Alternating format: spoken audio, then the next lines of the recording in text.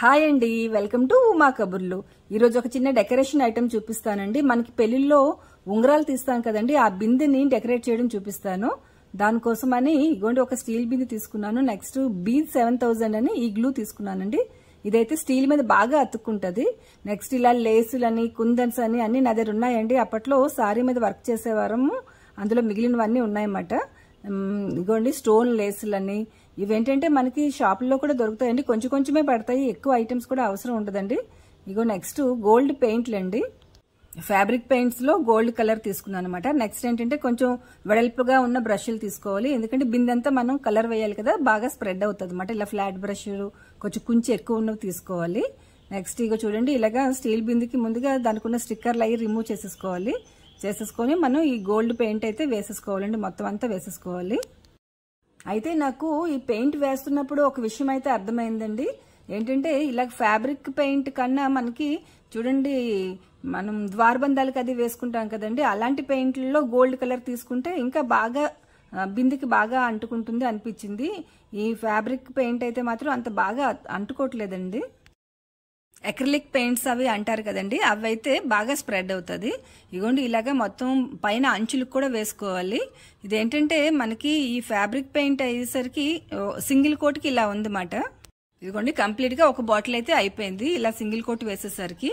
అయితే నాకేమనిపించిందంటే మధ్యలో క్లాత్ ఏదైనా అంటిస్తే ఇంకా పెయింటింగ్ ఎక్కువ పడదు కదా అనిపించింది. ఇదిగోండి నా దగ్గర బ్లౌజ్ పీస్ లో మిగిలిన ఈ క్లాత్ ఉందండి. సో ఈ బింది చుట్టూ ఎంత పడుతుందో చూసుకొని అంత క్లాత్ అయితే తీసుకోవాలి.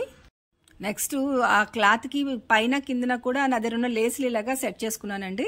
పైనేమో సిల్వర్ కలర్ది, కిందనేమో గోల్డ్ కలర్ది ఇలాగా మెషిన్ మీద అయితే స్టిచ్ చేసేసాను నేనైతే. లేదంటే ఇలాగా B7000 గ్లూ ఉంది కదండి, దాంతోనైనా అతికించేసుకోవచ్చు, అలా అయినా పర్లేదు. మిషన్ ఉంది అనుకుంటే ఇలాగా చిన్నది క్లాత్ ఫోల్డ్ చేసి పెట్టుకుంటే ఇంకా పోగుల్లాగా రాకుండా నీట్ గా ఫినిషింగ్ బాగుంటది అన్నమాట.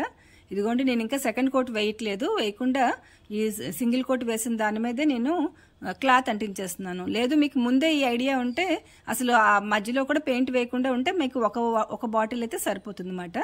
ఇగోండి ఈ B7000 గ్లూతో మొత్తం బిందు మీద అంతా కొంచెం కొంచెంగా గమ్ రాసుకోవాలండి, ఎందుకంటే ఇది తొందరగా ఆరిపోతుంది. అందుకని కొంత పార్ట్ వరకు మనం గ్లూ రాసుకొని క్లాత్ అంటించుకుంటూ వెళ్ళాలన్నమాట. ఇదిగోండి ఇలా కొంత పార్ట్ అయిన తర్వాత మన క్లాత్ని ఇలాగ అతికించుకోవాలి. అదేంటంటే మన చేతులతో ఇలా ప్రెస్ చేసుకుంటూ వెళ్ళాలండి, ముడతలు అయ్యి లేకుండా నీట్గా ఇలా ప్రెస్ చేసుకుంటూ వెళ్తే అది చక్కగా అతుక్కుంటుంది అనమాట. కొంత పార్ట్ అయిపోయింది కదా, నెక్స్ట్ మళ్ళీ ఇంకొక కొంత పార్ట్ వరకు మళ్ళీ మనం ఈ గ్లూ అప్లై చేసుకోవాలన్నమాట. అలాగా కొంచెం కొంచెంగా వెళ్తూ ఉంటే మనకి క్లాత్ ముడతలు పడకుండా నీట్గా బిందంతా అంటించేసుకోవచ్చు అన్నమాట. ఇలాగా ఇగోండి ఈ విధంగానే మొత్తం బింది రౌండ్ అంతా అంటించేసుకోవాలి. లాస్ట్కి వచ్చేసరికి మాత్రం 2 క్లాత్లు జాయింట్ చేసుకునే దగ్గర సమానంగా చూసుకొని ఎక్స్ట్రా ఉన్న క్లాత్ని మాత్రం చిన్న ఫోల్డింగ్ పెట్టేసుకోవాలండి. ఇగోండి ఇలాగా ఎంతవరకు వచ్చింది 2 కరెక్ట్గా చూసుకొని ఆ ఎక్స్ట్రా ఉన్న క్లాత్ని లోపలికి ఫోల్డ్ చేసేసుకొని అక్కడ కూడా గ్లూ అప్లై చేసేసుకొని మనం అతికించేసుకోవాలి. ఇది అసలు ఊడిపోదండి, చక్కగా ఉంటుంది. ఇగోండి ఇలా ఫోల్డ్ చేసేసి నీట్గా అలా క్లాత్ అంతా అంటించేసుకోవాలి. నెక్స్ట్ మన దగ్గర ఉన్న కుందన్స్ అన్ని ఇలా అంటించేసుకోవాలండి. ముందు మనం పెట్టుకొని చూసుకోవాలన్నమాట, ఏ ప్లేస్లో అలా ఏవి పెట్టుకుంటే బాగుంటాయి అన్నట్టుగా చూసుకోవాలి. నా దగ్గర ఈ వైట్ కలర్వి పెద్ద కుందన్స్ ఉన్నాయి కదా, అవి పెట్టి దాని చుట్టూ ఇలాగా చిన్న చిన్నవి పింక్ కలర్ కుందన్స్ని పెట్టి చుట్టూ హాఫ్ సర్కిల్ లాగా అంటించుకుంటున్నానండి. ఇగోండి దానికి కూడా అంతే, ఈ B7000 గ్లూతోనే అంటిస్తున్నాను.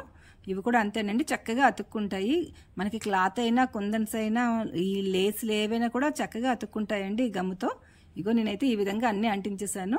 నెక్స్ట్ గ్రీన్ కలర్ కుందన్స్ నా దగ్గర ఉన్నాయన్నమాట. ఇగోండి అవి లీవ్స్ షేప్ లో ఉన్నాయి, అందుకని నేను ఆ పెద్దవి అంటించాను కదా, ఆ మధ్యలో ఉన్న గ్యాప్ ని ఈ గ్రీన్ కలర్ లీవ్స్ తో నేను ఫిల్ చేసేసాను.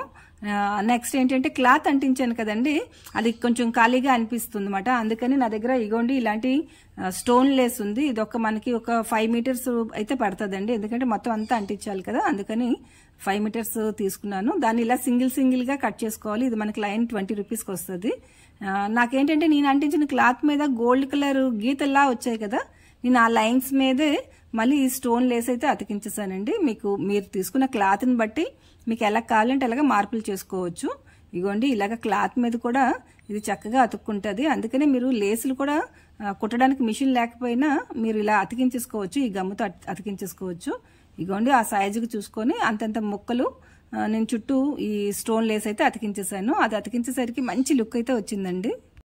నెక్స్ట్ ఇప్పుడైతే 2 లైన్స్ తో స్టోన్ లేస్ మళ్ళీ కట్ చేశానండి.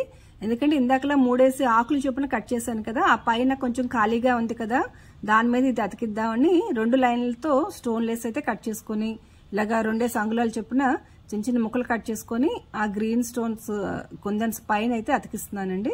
అప్పుడు మనకి అది నిండుగా కొమ్మల్లాగా అనిపిస్తుంది, మనకి బిందు చుట్టూ కూడా కవర్ అయిపోతుంది కదా అని. అయితే ఈ బిందుకి పైన ఏమో డబుల్ కోట్ వేసానండి, గోల్డ్ పెయింట్ డబుల్ కలర్ వేసాను, సెకండ్ లేయర్ కూడా వేసాను, అది మిస్ అయింది. నెక్స్ట్ ఈ స్టోన్ లేస్ చూడండి, ఇదేంటంటే కొంచెం ఫ్లెక్సిబుల్ గా ఉన్న గోల్డ్ లేస్లు ఉంటాయి కదా, అవి మాట మనకి మగ్గం వర్క్ లో వాడతారు కదండి. స్టోన్ లేస్ ఇలాగా ఫ్లెక్సిబుల్ గా ఉండి ఇలాగా మనకి చిన్న మెటల్ తో వస్తుంది కదా, అటువంటి స్టోన్ లేస్ మాట ఇది. దీన్ని ఆ పైన మనం హ్యాంగింగ్ అయినట్టుగా చేద్దాము అని నా ఐడియా అన్నమాట. మొత్తం బిందు చుట్టూ ఇలా కర్వ్స్ లాగా వస్తుంది కదా అని, దానికోసమని ఇది యూజ్ చేస్తున్నానండి. ఇక చూడండి, ఈ 2 లైన్స్ ఉన్న స్టోన్ లేస్ ఉంది కదా, దానిపైన ఒక్కొక్క చుక్క మనం గ్లూ పెట్టుకొని ఈ స్టోన్ లేస్ ఇలా హ్యాంగ్ అవుతున్నట్టుగా చిన్న కర్వ్స్ వచ్చినట్టుగా మనం అంటించుకుంటూ మొత్తం బింది చుట్టూ అలా పెట్టేసుకోవాలన్నమాట. ఇది కూడా చక్కగా మంచి లుక్ వచ్చిందని ఇలా పెట్టేసరికి ఇగో ఇలా అయిపోయింది కదా. ఇంకా పైన కొంచెం బోడిగా అనిపిస్తుంది అన్నమాట నాకు, ఎందుకంటే ఈ స్టోన్ లేస్లు అన్ని పెట్టేసరికి బిందు చుట్టూ ఉన్న నెక్ దగ్గర కొంచెం ఖాళీగా ఉంది కదా, అక్కడ ఏమైనా చిన్న కుందన్స్ అంటిద్దామని నా దగ్గర ఉన్న ఈ ఫ్లవర్ షేప్ కుందన్స్ ఉన్నాయి, అందుకని అవి ఒక్కొక్కటి ఆ పైన స్టిచ్ చేసేసాను. ఇదిగోండి, ఈ విధంగా ఎక్కడెక్కడ అది జాయింట్లు వచ్చాయో అక్కడంతా ఇది పెట్టేశాను. నెక్స్ట్ అంచులకి కూడా మనం డిజైన్ చేసుకోవాలి కదా, అందుకని నేను ఇలాగా 2 ఆకులు చొప్పున పెట్టి మధ్యలోనేమో ఈ ఫ్లవర్ కుందని పెట్టానండి. మనకు అవి ఒక చిన్న చిన్న బంచెస్ లాగా ఉండి మొత్తం అంచంతా నిండుగా అనిపించింది, అందుకని నేను మొత్తం చుట్టూ అలా అంటించేసాను. కుందన్ వర్క్ అంతా అయిపోయిందండి. నెక్స్ట్ ఏంటంటే ఈ ఫ్యాబ్రిక్ పెయింట్ వేసాను కదా, అందుకని అక్కడక్కడ చిన్న చిన్నది ఊడిపోయినట్టుగా అనిపించిందండి. అందుకని నేను చిన్న చిన్న టచ్అప్లు అయితే ఇచ్చాను గోల్డ్ కలర్తో. మీరు అక్రిలిక్ పెయింట్స్ వాడితే మాత్రం చాలా బాగా ఉంటుంది. అదండి సంగతి. మొత్తానికి బిందె అయితే రెడీ అయిపోయింది. పెళ్లిలో ఉంగరాలు తీసుకోవడం కోసం ఉంగరాల బిందె రెడీ చేసేసామన్నమాట.